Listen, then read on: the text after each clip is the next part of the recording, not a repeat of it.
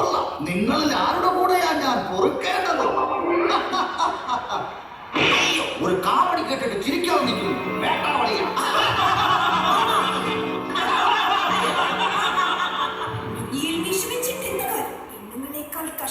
നീ എന്താ പറഞ്ഞത്? ഏത് കാര്യവും ഞാൻ ആരുടെ മുഖത്ത് നോക്കിയും വെട്ടിത്തുറന്ന് പറയും. എല്ലാ കാര്യവും വെട്ടിത്തുറന്ന് പറയാൻ നീ ആര്? ചീഫ് വിപ്പോ. നിങ്ങളുടെ പരിപ്പ് എന്റെ കലത്തിൽ വേവില്ല മാനേജർ സാർ. നല്ല പരിപ്പാണെങ്കിൽ ഏത് തലത്തിലും വേവും തിറങ്ങി ഏത് തലത്തിലും വേവും.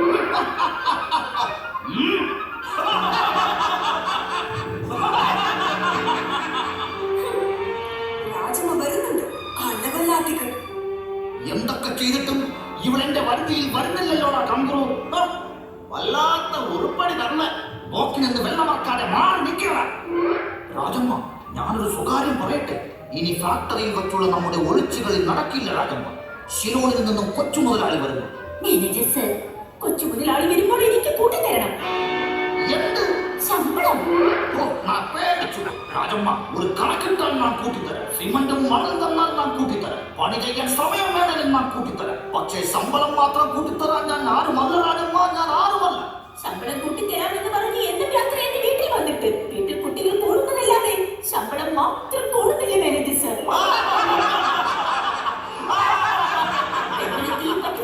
ചിരിക്കുന്നു. നിങ്ങളുടെ ഈ തോന്നിയവാസം ഞാൻ മുതലാളിയോട് പറയും. മുതലാളി കഥ പറ, മുതലാളി കഥ പറ.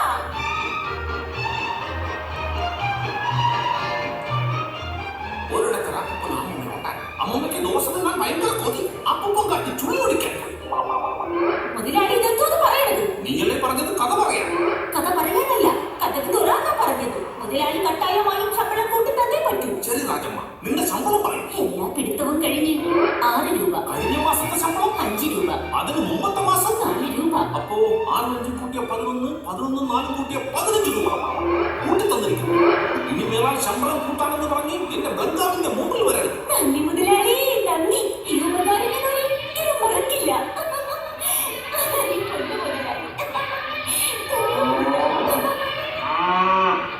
ആരാടാ ഫാക്ടറി വളപ്പിൽ പശുവിനെയും കിടാവിനെയും കൊണ്ട് കെട്ടിയത്? കങ്കറോ, ആരാടാ പശുവും കിടാവും? പശുവാണെന്ന് അറിയില്ല, പക്ഷെ കിടാവ് അത് പശുവിന്റെ തന്നെയാണ് മുതലാളി. മുതലാളി, ഗോപിയും ദേവതയും തമ്മിലുള്ള ചുറ്റിക്കളി കമ്പനിയിൽ പാട്ടാണ്. ഓഹോ മുതലാളി, അങ്ങനെയാണെങ്കിൽ ആ പാട്ട് കാസറ്റ് ഇറക്കിയാൽ നല്ല ലാഭം ചെയ്യുന്നൂടെ മുതലാളി?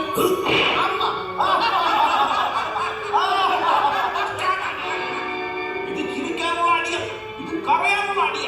കണ്ടു, അസ്ഥാനത്തുള്ള വഴിപ്പടി കൂടുന്നുണ്ട്. എനിക്ക് നേരത്തെ അറിയാമായിരുന്നു അവർ തമ്മിലുള്ള ബന്ധം. നോക്ക് നോക്ക്, ആ ഗോപി വരുന്നുണ്ട്. പാട്ടും പാടിയ വരവ്. അവന്റെ ഉദ്ദേശം എന്താണെന്ന് മാറി നിന്ന് കാണാം.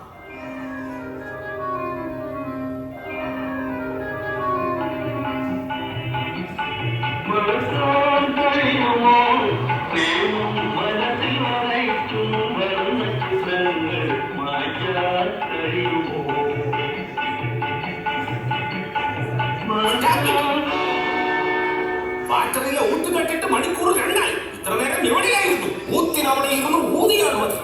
ഞാൻ സ്ഥിരം വരാറുള്ള 6:30 വണ്ടി ഇന്ന് 6:30 പോയി.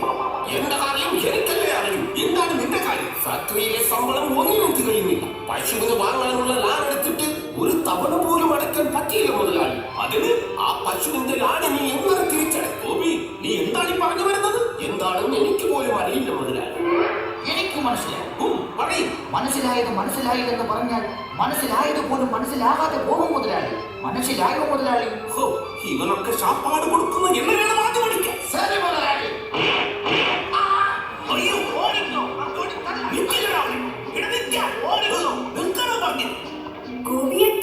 ഗോപിയെട്ടെന്നോ? ഞാൻ എട്ടല്ല, ഞാൻ 9ആണ്. 9ാമത്തെ പുത്രൻ. ഒന്ന് പോ, കുറുമ്പ് പറയാതെ. എന്റെ ദേവകി.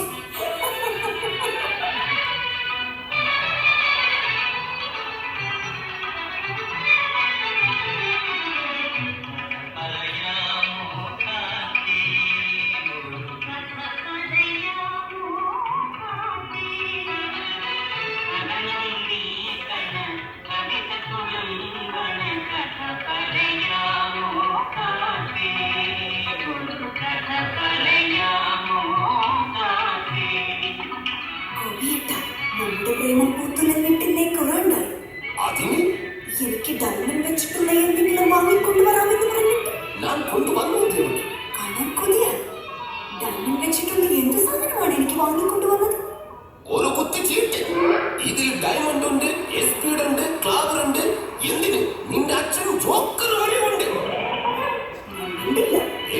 പിണങ്ങല്ലേ? ഈ ഗോപിയേട്ടന്റെ ഒരു കാര്യം എനിക്കാകപ്പാടെ പേടിയാകുന്നു ഗോപിയേട്ട. നീ ആരെയാണ് പേടിക്കുന്നത്? സിലോണിൽ നിന്നും കൊച്ചു മുതലാളി ഇന്നെത്തും. പണ്ടേ കൊച്ചു മുതലാളിക്ക് എന്റെ മേലൊരു കണ്ണുണ്ടെന്ന് ഗോപിയേട്ടൻ അറിയില്ലേ? ഓഹോ, അങ്ങനെയെങ്കിൽ ആ കണ്ണ് ഞാൻ കുത്തിപ്പൊട്ടിക്കും. ഒറ്റയ്ക്ക് ഗോപിയേട്ടനെ കൊണ്ട് എന്ത് ചെയ്യാൻ പറ്റും? എന്റെ കുടുംബത്തിന്റെ ധീരതയെ പറ്റി നിനക്കെന്തറിയോ? എന്റെ മുത്തച്ഛൻ പണ്ട് തോട്ടത്തിൽ മരുന്നടിച്ചിരുന്നത് ഹെലികോപ്റ്ററിൽ തൂങ്ങിക്കിടന്നായിരുന്നു. ആഹാ, എന്നിട്ട് മുത്തച്ഛന്റെ ധീരത നാട്ടുകാർ കണ്ടോ? ഒറ്റ മുണ്ട് കൊടുത്ത് ഹെലികോപ്റ്ററിൽ തൂങ്ങിക്കിടന്നാൽ പിന്നെ ധീരത കാണില്ല. അതിനുശേഷം ഹെലികോപ്റ്ററിന്റെ ശബ്ദം കേട്ടാൽ നാട്ടുകാർ മുഴുവൻ ഇറങ്ങി പുറത്തു നിൽക്കും. എന്തിനു? മുത്തച്ഛന്റെ ധീരത കാണാൻ. ധീരതയുടെ കാര്യത്തിൽ ഞാൻ ഒട്ടും പിന്നിലല്ല ദേവകി. ഈ ഗോപിയേട്ടന്റെ ഒരു കാര്യം എന്നും തരാറുള്ളത് തന്നില്ല. കൊതിച്ച് ആ പുതിക്കകത്ത് എന്താ കാണട്ടെ? നല്ല പരിപ്പുവട. ഒന്നേയുള്ളൂ, പാതി മുറിച്ചു താ. ഈ പരിപ്പുവടയുടെ നൂലെടുത്താൽ ഒരു തോർത്ത് നെയ്യാമായിരുന്നു. നൂലിന്റെ കാര്യം പറഞ്ഞപ്പോഴാണ് ഞാൻ ഓർത്തത്. മദുരാശിയിൽ ഒരു തുണിമില്ലിൽ ചിലപ്പോൾ ഒരു ജോലി തരപ്പെടും. ഈ റൗഡികളുടെ ഇടയിൽ എന്നെ തനിച്ചാക്കിയിട്ട് പോവുകയാണോ ഗോപിയേട്ട? എത്ര ദൂരെയാണെങ്കിലും ദേവകി എപ്പോഴും എന്റെ മനസ്സിലുണ്ടാകും. എന്റെ ഗോപിയേട്ട, എന്റെ ദേവകി. ഓരോരുത്തന്മാരുടെ ഒരു ഭാഗ്യം കണ്ടില്ലേ? എംബോക്കികൾ ഇവിടെ നിന്ന് ഞങ്ങളെ കൊതിപിടിപ്പിക്കാതെ പല ലാറ്റിലും പോയി അയക്കൂടെ? എന്റെ കുടുംബത്തിൽ നിന്ന് ആരെങ്കിലും ഉണ്ടെങ്കിൽ വിടടാ. ഞാൻ ലാറ്റിൽ കൊണ്ട് പോകാമട. അയ്യോ, ഞാൻ നോക്കി. അയ്യോ, വിട. അമ്മേ. അയ്യോ, നാളെ കൊച്ചുമുതലാളി ഓടിക്കോ, ഓടിത്തരാം. അയ്യോ, കൊച്ചു മുതലാളി.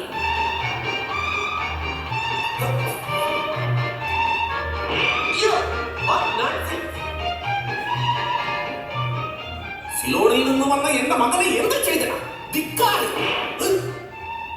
അയ്യോ ഡാഡി, അവർ എന്നെ ഒന്നും ചെയ്തില്ല. പിന്നെ എന്തിനാണ് നീ നാടുന്നത്? ഡാഡി, 2.5 മാസമായി ഞാൻ സിലോണിൽ നിന്നും കപ്പലിൽ യാത്ര തിരിച്ചിട്ട്.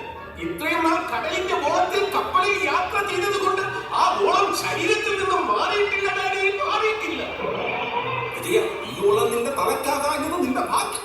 അതൊക്കെ പോട്ടെ, സിലോണിൽ പോയിട്ട് നീ എന്തൊക്കെ പഠിച്ചു? സിലോണിലെ കണ്ട ബാങ്കുകളിൽ നിന്നും ലോൺ എടുക്കാൻ പഠിച്ചു. എന്നിട്ട് ലോൺ എടുത്ത് ഇപ്പോൾ ഫീ ഇല്ല ഡാഡി, ലോൺ മാത്രമേ ഉള്ളൂ. വിശന്നിട്ട് വയ്യ. നീ ആ രാജമ്മയോട് പറ, അവള് നിന്റെ വിശപ്പ് മാറ്റും. അവളാണോ ഡാഡി ഈ ഫാക്ടറിയിലെ എല്ലാവരുടെയും വിശപ്പ് ഇപ്പോഴും മാറ്റുന്നത്? അല്ല, പാചകക്കാരി.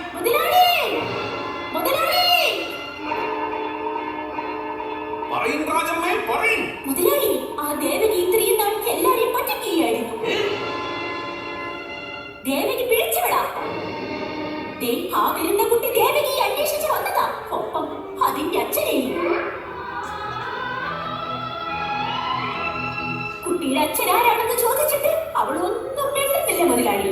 ഓഹോ, ചത്തത് കീചകനെങ്കിൽ കൊന്നത് ഭീമൻ തന്നെ. കൊണ്ടുവാ ഗോപി. ആ ഗോപിയാണ് ശരിയല്ല മുതലാളി.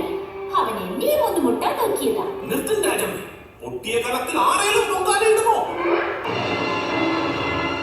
അയ്യോ, എന്ത് തോന്നിയാസമാണ് പാവപ്പെട്ട പെൺകുട്ടികളെ നശിപ്പിക്കും അല്ലീടാ. എന്റെ ഗോപിയേട്ടനെ തൊട്ടു പോകരുത്. നിനക്കറിയാമോ, ഞാൻ സിലോണിൽ നിന്നും 2.5 മാസം കൊണ്ട് ടക്കര വന്നത് നിനക്കൊരു ജീവിതം തരാനാണ്. എന്റെ എല്ലാ പ്രതീക്ഷകളും തകർത്തില്ലേടാ ദ്രോഹി. ഇനി എന്റെ ഗോപിയേട്ടനെ തൊട്ടു പോകരുത്. സത്യം ഞാൻ പറയാം. ഈ കുഞ്ഞിന്റെ അച്ഛൻ ഈ നിൽക്കുന്ന മുതലാളിയാണ്. ഈ നിൽക്കുന്നത് നിന്റെ കുഞ്ഞടുത്ത്. ഇത് നിന്റെ സ്റ്റെപ്പിന് അല്ല, സ്റ്റെപ്പ് മദർ. ഇനി നമ്മൾ ഒരു കുടുംബം. മുതലാളി, എനിക്കൊന്നേ പറയാനുള്ളൂ. ഈ കാര്യത്തിൽ നിങ്ങൾ ഒരു മുതലാളിയല്ല, നിങ്ങൾ ശരിക്കും ഒരു തൊഴിലാളിയാണ്. തൊഴിലാളി.